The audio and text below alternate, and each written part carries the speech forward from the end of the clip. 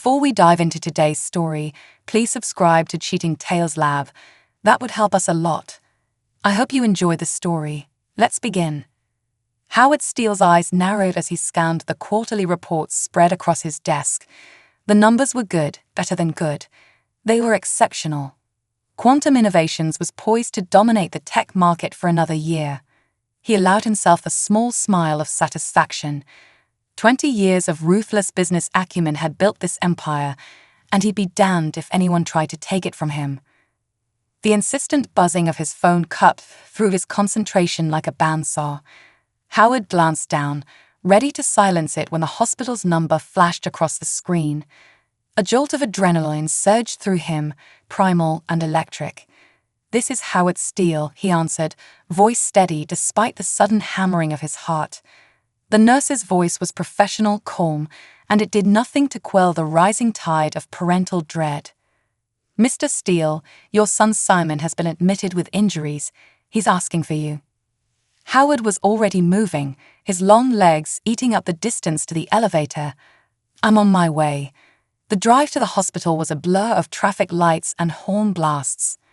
Howard's mind raced through possibilities: a car accident, a bar fight. Simon wasn't the reckless type, but at 19, who knew what trouble he could have stumbled into? The emergency room assaulted his senses: the sharp tang of disinfectant, the cacophony of beeping machines, and hushed voices. Howard spotted Simon immediately, hunched on an exam table. His son's usually confident demeanor was gone, replaced by something small and broken. His left arm was in a cast, and bruises were already blooming on his face like dark flowers. "Dad," Simon croaked, his voice raw. Tears welled in his red-rimmed eyes. Howard crossed the room in 3 strides, placing a gentle hand on Simon's uninjured shoulder. "What happened, son?" Simon swallowed hard, Adam's apple bobbing. "I saw Mom with Steve." He paused, the words seemingly stuck in his throat. "In your bedroom." The world tilted sideways for a moment. Howard's grip on Simon's shoulder tightened, though his face remained impassive. He built an empire on his ability to mask his emotions, to never show weakness. Now that skill was being put to its ultimate test. "Tell me everything," he said, voice low and controlled. The story spilled out of Simon in ragged bursts, walking in on Lana and their neighbor, Steve Shelton, tangled together on the bed Howard had shared with his wife for 20 years. The shock, the confusion, the attempt to call his father, then Steve's drunken aggression, grappling with Simon. The sickening crack as his arm broke against the doorframe. Lona helping Steve lock her own son in the guest room before they both fled like thieves in the night. As Simon finished, a maelstrom of emotions raged behind Howard's carefully neutral expression: betrayal, white-hot and searing, anger like a slow-burning coal in the pit of his stomach, concern for his son, the only person who truly mattered now. "I'll handle this," Howard said, squeezing Simon's shoulder. His voice was still wrapped in velvet. "You're safe now. That's what's important." Simon nodded, some of the tension easing from his frame. He trusted his father implicitly. Howard Steele was a force of nature, a man who made things happen by sheer force of will. If he said he'd handle it, it would be handled. Howard left the hospital with a plan already forming. Also, Howard noticed Simon's injuries were not that serious. It seemed like he may have exaggerated them. Simon might have lied, but Howard didn't think about it too much right now. All he could think about was confronting Lerna and Steve. He drove home. The familiar streets now seemed alien and hostile. The house loomed before him, a monument to 2 decades of lies. Inside, the silence was oppressive. Howard moved through the rooms like a ghost, noting the signs of Lana's hasty departure: dresser drawers hanging open, hangers scattered on the closet floor. In the master bedroom, the sheets were rumpled, reeking of betrayal and cheap cologne. A quick check of his home office confirmed his suspicions. The safe was empty, cleared of cash and crucial documents. Howard's jaw clenched. This wasn't just infidelity. This was theft. Acting on instinct honed by years of cutthroat business deals, Howard drove to Steve's house. As he pulled up, he spotted them, Lana and Steve loading suitcases into Steve's ostentatious sports car. They moved with the easy familiarity of longtime lovers, their betrayal on full display. Cold fury crystallized in Howard's veins. He approached, footsteps measured and deliberate. Going somewhere. His voice cut through the night air like a whip crack. Lana froze, guilt and defiance warring on her face. Steve, never the brightest bulb, tried to puff himself up to look intimidating, but he wilted under Howard's Arctic glare. "Howard, please," Lana began, her voice tight with panic. "It's not what you think." Howard didn't let her finish. His fist connected with Steve's jaw with a satisfying crunch. The younger man stumbled back, blood trickling from his split lip. "You broke my son's arm," Howard said, his voice eerily calm now. "I'm going to break you." What followed was a symphony of pure aggression from Howard. Howard's fist rained down on Steve, years of pent-up rage finding release. He barely registered Lana's screams or her attempts to pull him off.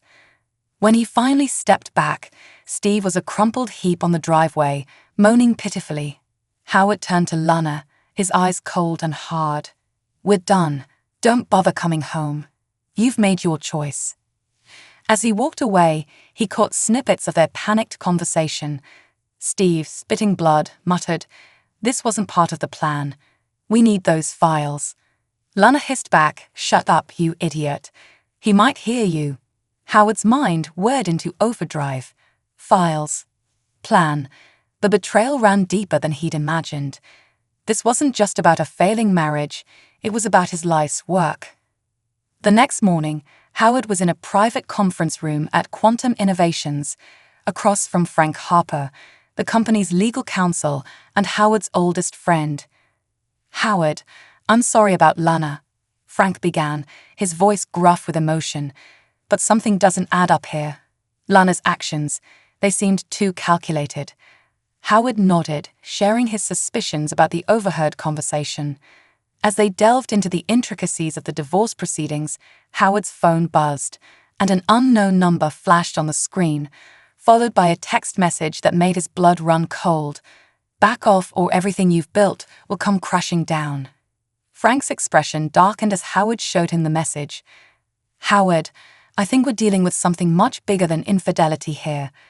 "Agreed," Howard said grimly, revealing the final piece of the puzzle, the emptied safe, the missing documents. "Frank, this goes beyond Lana and Steve. Someone's pulling their strings." Frank leaned back, fingers steepled in thought. "We need to move carefully. If word of this gets out, the shareholders will panic. We could be looking at a hostile takeover." Howard's eyes hardened. He'd built Quantum from the ground up, turning a garage startup into a tech giant. He'd be damned if anyone took it from him. "We fight," he said, his voice low and dangerous. "We find out who's behind this and we bury them." Frank nodded, a grim smile playing at the corners of his mouth. This was the Howard he knew, ruthless, determined, unstoppable when his back was against the wall. "Where do we start?" Frank asked, already reaching for his legal pad. Howard's mind raced, connections forming, plans taking shape. "We need to secure the company first, lock down all sensitive projects, change access codes, then we follow the money. Lana's been acting strange for months. There must be a paper trail." As they strategized, Howard felt a familiar fire igniting in his chest. This wasn't just about saving his marriage or his reputation anymore. This was war, and Howard Steele didn't lose wars. "One more thing," Howard said, his voice cold as a Siberian winter. "I want them to suffer. Frank, Lana, Steve, whoever's pulling their strings. I want them to regret the day they crossed me." Frank nodded, no judgment in his eyes. He'd known Howard long enough to understand this wasn't about vengeance. It was about justice, served Steele style. As they delved deeper into their plans, neither man noticed the small device blinking silently under the conference table. Someone was listening, and the game was far from over. Howard Steele's office was a fortress of glass and steel, much like the man himself. He sat behind his imposing desk, fingers steepled, as he faced Ruby Winters, the private investigator. Her reputation preceded her, discreet, thorough, and utterly ruthless. Just the kind of ally Howard needed in this war. "I need everything on Steve Shelton and my soon-to-be ex-wife Lana," Howard said, his voice as cold and sharp as a scalpel. "Leave no stone unturned." Ruby nodded, her eyes glinting with professional interest. "Consider it done, Mr. Steele. Anything specific you're looking for?" "Anything that doesn't add up," Howard replied. "I have a feeling this goes deeper than a simple affair." As Ruby left to begin her investigation, Howard turned his attention to the financial reports spread across his desk. The numbers blurred before his eyes. His mind replayed the events of the past few days. The betrayal, Simon's injuries, the confrontation with Lena and Steve. Each memory stoked the cold fury burning in his chest. A knock at the door interrupted his dark musings. Lauren Stanley, Howard's business partner and CEO of Quantum Innovations, entered with a grim expression. "Howard, we need to talk." Lauren's normally jovial face was etched with concern. "There are some financial discrepancies I can't explain." Howard's eyes narrowed. "Show me."